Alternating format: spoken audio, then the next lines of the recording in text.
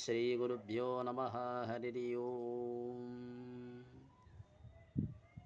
ఓం నారాయణం నమస్కృత్యం నరం చైవ నరోత్తమం దేవీం సరస్వతీం వ్యాసం తతో జయముదీరయతే. ఉమా కాత్యాయని గౌరీ కాళీ వైమవతి శ్రీ శివా భవాని రుద్రాణి సర్వాణి సర్వమంగళ. అపర్ణో పార్వతీ దుర్గా మృడాని చండికాంబికార్యా దాక్షాయణి చైవ గిరిజమేనకాత్మజ. సభాభ్యాం సభాపతిభ్యశ్చ భో నమో నమః. పార్వతీ పరమేశ్వర సభకు నమస్కారం. ఈరోజు బ్రహ్మాండ పురాణం నుండి శివుని యొక్క స్వరూపమైన మృగవ్యాధుడి రూపంలో వచ్చి పరశురామునికి దర్శించే ఘట్టం గురించి తెలుసుకోబోతున్నాం కూడా. నిన్నటి పాదంలో పరశురామునికి దర్శనమిచ్చిన పరమశివుడి చూసి పరశురాముడు శివ ప్రార్థన చేసి ఉన్నాడు. ప్రస్తుతం దాని యొక్క అంతరార్థం గురించి తెలుసుకుందాం. దేవదేవుడైన శంకరా నీకు నమస్కారం. ఆదిమూర్తివైన నీకు నమస్కారం. సర్వుడు శాంతుడు శాశ్వతుడు అయిన నీకు నమస్కారం. భూతనాథుడువు నీలకంఠుడువు నీలలోహితమూర్తివైన నీకు నమస్కారం. బహురూపుడువు త్రినేత్రుడువు శివుడువైన నీకు నమస్కారం. ఓం జగత్పతి సర్వేశ్వర, నీ భక్తుడైన నన్ను అనుగ్రహించు. అందరికీ నీవే గతి. నీ గురించి తెలియక ఏవైనా అపరాధాలు చేసి ఉంటే క్షమించని ప్రార్థించాడు. శివుడు ఆనందించి, పరశురామ, నీ మనసులో ఉన్న కోరిక నాకు తెలుసు. నీకిప్పుడు రుద్ర సంబంధితమైన అస్త్రాలు ధరించే శక్తి లేదు. కనుకనే నీవు తిరిగి కఠోరమైన తపస్సు చేయాలి. భూమండలమంతా సంతసించి సకల తీర్థాలు స్థానమార్చి కనుకనే నీవు తిరిగి కఠోరమైన తపస్సు చేయాలి. భూమండలమంతా సంచరించి సకల తీర్థాల్లో స్థానం అనుసరించి పవిత్ర దేవుడివై నీకు నీ దివ్యాస్త్రాలు పొందే అర్హత రాదు. వెంటనే నేను చెప్పిన విధిని ఆచరించిన అని పలికి అదృశ్యమయ్యాడు. శివుడు ఆదేశానుసారము పరశురాముడు భూమండలమంతా పర్యటించి ఎన్నో దివ్యక్షేత్రాలు దర్శించాడు. ఎన్ని పుణ్యతీర్థాల్లో స్థానాన్ని ఆచరించి పరమ పవిత్రుడై తిరిగి హిమాలయాల్లో తన పూర్వం తపస్సు ఆచరించిన ప్రాంతానికి వచ్చాడు. అక్కడ నివాసిస్తూ కఠోర దీక్షతో శివుని గురించి మళ్ళీ తపస్సు చేయడం ప్రారంభించాడు. అలా కొన్ని వందల సంవత్సరాలు గడిచిపోయింది. ఆ సమయంలో దేవతలకు దానవులకు భయంకరమైన యుద్ధం ప్రారంభమైంది. యుద్ధంలో దానవుల చేతులు దేవతలు ఘోరంగా ఓడిపోయారు. దిక్కితోచక వారంతా కలిసి పరమేశ్వరుని దగ్గరికి వెళ్ళి మొరపెట్టుకున్నారు. తమను ఎలాగైనా కాపాడమని ప్రార్థించారు. దేవతల విన్నపాన్ని విన్న శివుడు వారికి అభయమిచ్చి వారితో, దేవతలారా, హిమవచ్చరమైన మీ భార్గవరాముడు నా గురించి ఎంతో కాలం నుండి తపస్సు చేస్తున్నాడు. మీరు వెంటనే అక్కడికి వెళ్ళి నేను రమ్మన్నానని చెప్పి తీసుకుని రండి అని పంపించాడు. శివాజ్ఞ విన్న దేవతలు సరాసరి భార్గవరాముడి దగ్గరికి వచ్చి శివుడు చెప్పిన మాటలు చెప్పారు. భార్గవరాముడు ఎంతో ఆనందించి వారి వెంట బయలుదేరి దేవతలు సహా కైలాసానికి ప్రవేశించాడు. భార్గవరాముడు అక్కడే సమస్త భూతాలతో, ఇంద్రాదులతో, నారదాది మహర్షులతో సేవింపబడుతున్న శంకరుని చూసి పరుగెత్తుతూ వెళ్ళి శివునికి సాష్టాంగ నమస్కారం చేసి స్తోత్రించాడు. శివుడు ఆనందించి భార్గవరాముడిని స్వయంగా పైకి లేపి చిరునవ్వుతో ఇలా అన్నాడు. అస్త్ర ప్రధానం. భార్గవరామ, ఈ దేవతలందరూ దైత్యుల చేత పీడింపబడి తమ తమ నగరాల నుంచి బహిష్కరింపబడ్డారు. వారెంత శక్తిహీనులై నా దగ్గరికి వచ్చారు.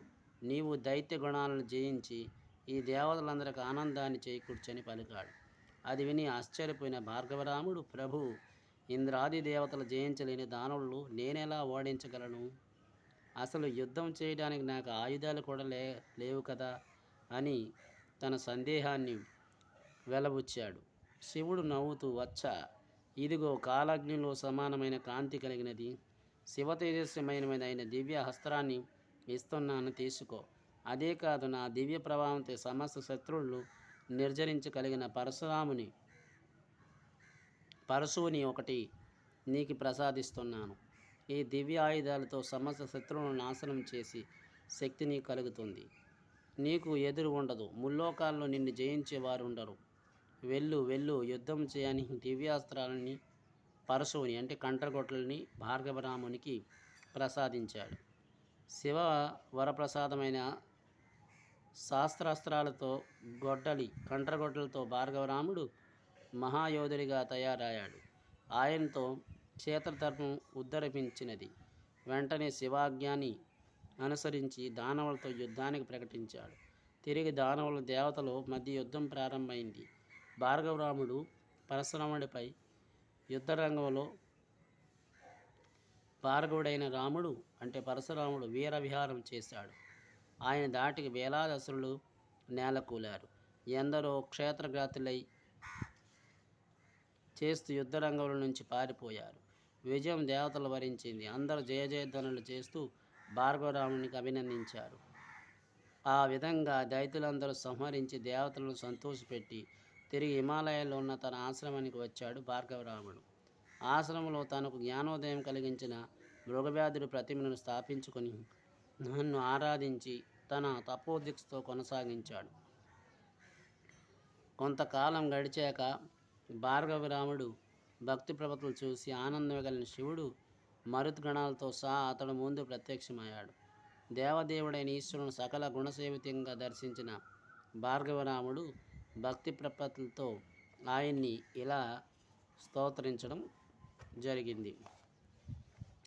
నమస్తే దేవదేవేశ నమస్తే పరమేశ్వర నమస్తే జగదానాథ నమస్తే త్రిపురాంతకం నమస్తే సకలాదీక్ష నమస్తే భక్తివత్సల నమస్తే సర్వభూతేషు నమస్తే వృషభధ్వజ నమస్తే సకలాదీశ నమస్తే కరుణాకర నమస్తే సకలావాస నమస్తే నీలలోహిత నమః సకలాదేవాదిగణనాశాయ శూలినే కపాలినే నమస్తుభ్యం సర్వలోకైకపాలినే శ్మశానవాసినే నిత్యం నమో కైలాసవాసినే నమస్తే అస్తు వశనే తుభ్యం కాలకుటవిశేషే వ్యోవేవామరోవంధ్యాయ ప్రభుయూతే స్వయం భువే నమో అఖిలాజగత్సాక్షిభూతాయ సంభవే నమస్తే పదగాయ పేనుపసంగతాతే మూలినే మహాభోగేంద్రహారాయ శివాయ పరమాత్మనే భస్మసంచగ్నిదేవాయ నమో అగ్నిర్వచక్షుషే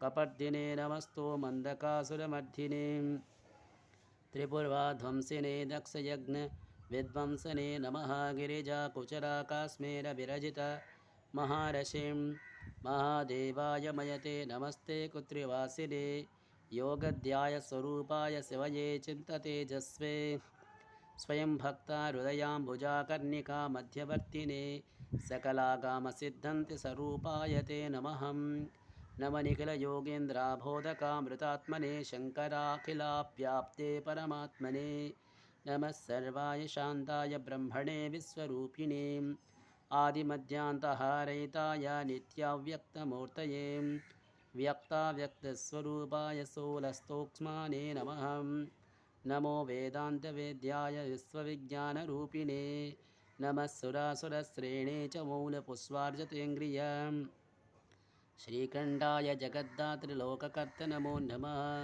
రజోగుణాత్మనే తుభ్యం విశ్వసృష్టివిదయాయనే హిరణ్యగర్భరూపాయ హరాయ జగదాదయే నమ విశ్వాత్మనే లోకస్థితివ్యాపారకారిణే సత్వవిజ్ఞానరూపాయ పరాయ ప్రత్యగాత్మనే తమగుణవికారాయ జగత్సంహారకారిణే కల్పాంతరుద్రరూపాయ పరాపరవిదయే నమః అవికారాయ నిత్యాయ నమః సదాత్మాత్మనే వృద్ధిబుద్ధి ప్రబోధాయ బుద్ధీంద్రియ వికారిణే వసద్ ఆదిత్యమరుదాప్త్యస్య సాధ్యరుద్రా అస్వివేదతాం యనన్మా విన్వామతయా దేవస్తస్మే నమో నమః అవికారాయ భజాయ నిత్యాయ సూక్ష్మరూపాయ యోవన్ తవ త్వాం జనంతే యోగస్మేవ సదా మూలః త్వం యా విజ్ఞానాయ దుర్జంతే సమగ్రాయ బ్రహ్మాదియోపి వహం సంసారంతి భవేయా శూన్యంచ నః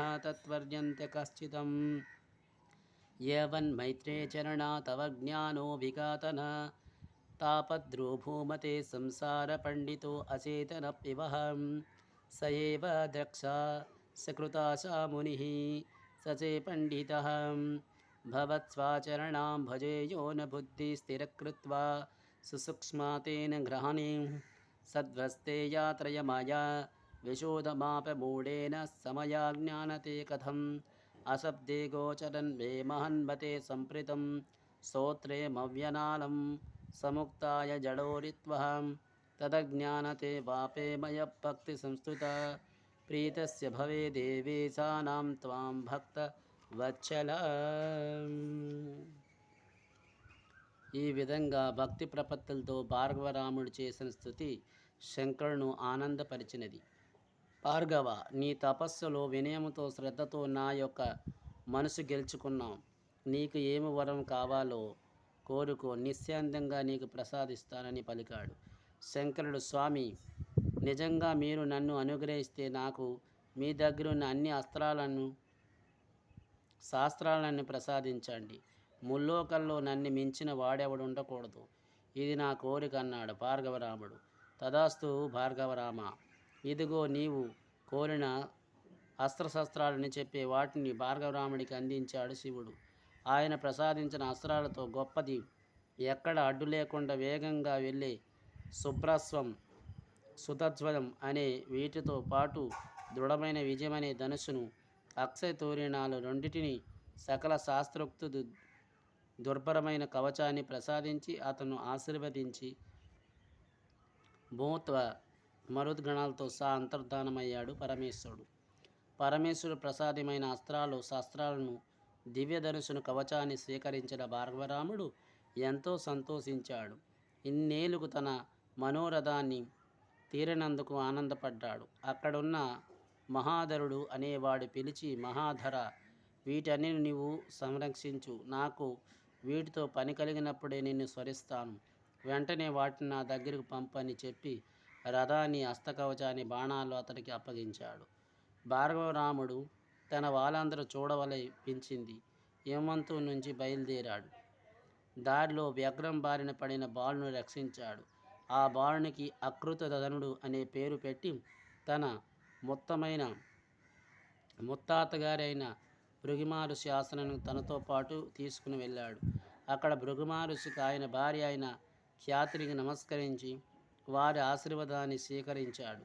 అక్కడి నుంచి బయలుదేరి అకృత ప్రణయంతో సహా రుచికముని దర్శించి అక్కడి నుంచి సరాసరి తన తండ్రి జమదగ్ని మహర్షి ఆశ్రమానికి వచ్చాడు. ఎన్ని సంవత్సరాల తర్వాత ఆశ్రమానికి తిరిగి వచ్చిన పుత్రుని చూసి జమదగ్ని ఎంతో ఆనందించాడు. కుశల ప్రశ్నలు వేసి ప్రేమతో కౌగిలించుకున్నాడు. భార్గవరాముడు తండ్రికి భక్తిగా నమస్కరించి తను అక్కడి నుంచి వెళ్ళినప్పటి నుంచి జరిగిన వృత్తాంతం సవివరంగా ఆయనకు తెలియజేశాడు. తన కుమారుడు శివవరప్రసాది అయినందుకు జమదగ్ని ఎంతో సంతోషించాడు. ఇది బ్రహ్మాండ పురాణం అంతర్గతంగా పరశురాముని యొక్క చరిత్ర సంపూర్ణం. తదుపరి కార్యక్రమంలో కార్తవీర్య అర్జునుడి గురించి తెలుసుకుంటాం. అంతవరకు మంగళం కౌసలేంద్రాయ మహానీయ గుణాత్మే చక్రవర్తి తనూజాయ సర్వభౌమాయ మంగళం. ఉమాకాంతాయ కాంతాయ కామ్యప్రదాయ శ్రీగిరీశాయ దేవాయ వల్లినాథాయ మంగళం. సర్వం శ్రీ ఉమామేశ్వర పాదపద్మార్పణమస్తు. స్వస్తి.